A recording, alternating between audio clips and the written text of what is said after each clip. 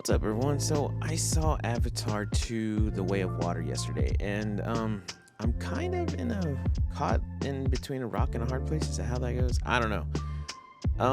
But yeah, I don't know which way to swing on this one. Let's get into it. Let's go.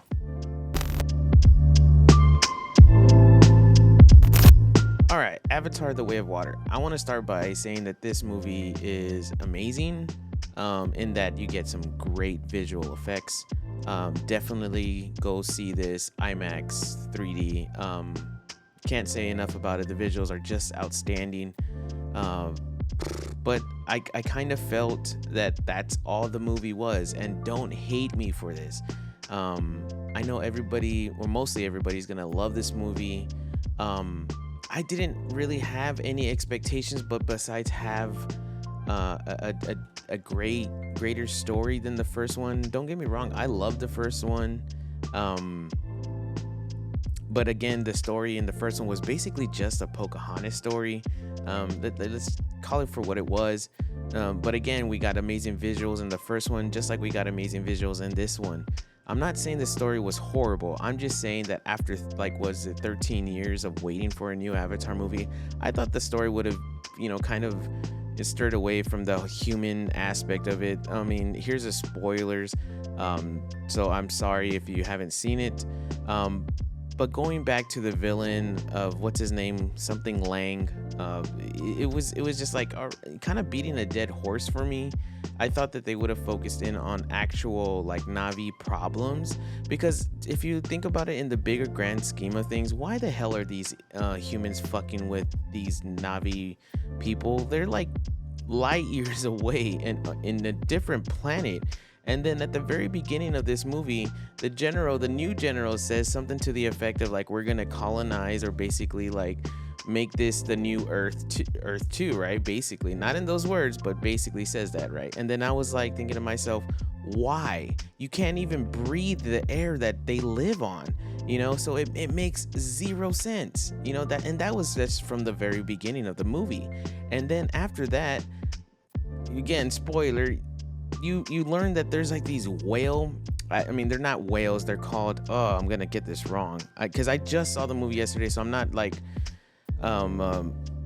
what do you say, I'm not really familiar with the names, so I'm gonna butcher them. I'm just gonna call them whales. Anyways, you find out that there's these whale catchers, and that their objective as to why they want to be on Pandora is because apparently these whales have some kind of juices inside their brains that stops aging, human aging, and it's worth millions of dollars. But then again, it's okay, one, right?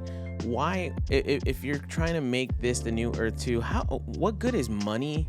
It sounds like Earth is dying or dead, and they need to get out of there, which really just kind of you go back to the first one, which they wanted to obtain some metal called unobtainium. It's okay, why Pandora? It's so stupid. That aspect of the movie was dumb to me, and I don't want to say dumb. I'm sorry. Let me take that back, because dumb is a little harsh.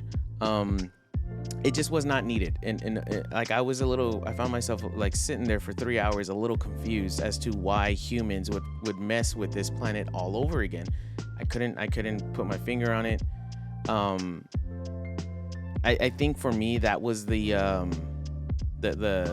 thing that I just couldn't get over, the hump of falling in love with the story. I thought, again, the biggest plot of going back to making the villain from the first one, turning him into a clone, and giving him the Na'vi body was just very meh.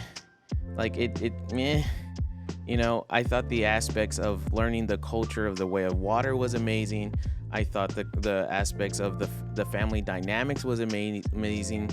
But I did have a little bone to pick, because you kind of in the first movie, you kind of had a sense that the Na'vi people were their own, and they had their own traditions, their own beliefs, and things like that. But then in this one, it's Sully's never separate, or whatever they said. I don't remember. I mean, again, I just saw this movie. They're really trying to hit on the family aspect, and I get it. He says it throughout the movie, a father's duty is to protect his family. I get it. But just from a cultural perspective, it really felt like this dude who used to be a human who is now an avatar, or not an avatar, sorry, a Navi person. It kind of instilled his own beliefs over the presence of the culture that was already established there. I mean, I'm probably reading too much into that, but that's just kind of the sense that I felt. I thought it was a little weird. And then yeah, but like there's little things about this story that I just kind of just was like, I just couldn't get over that hump. But again, there are some great aspects of it. One of my biggest critiques about this movie in terms of the visuals, now I'm not poo-pooing on the visuals. Visuals are outstanding. Can't give the team that was behind the visuals enough credit. It was outstanding. But there were times in this movie where any little opportunity to have like a drawn out scene just to showcase the world, it happened. And I felt like we kind of got that in the first one a lot, and then it just kind of regurgitated that same kind of method in the second one, which is fine. I mean, because you're trying to like introduce a new culture, like these are like two different tribes, two different people. They literally have the tree people and then the water people. It's kind of like a yin and yang. You could almost say that it's like the Black Panther thing, but not really. But again, it's that aspect of like just having long drawn scenes. It was beautiful. I'm not saying that it was bad. I was just kind of like, we get it.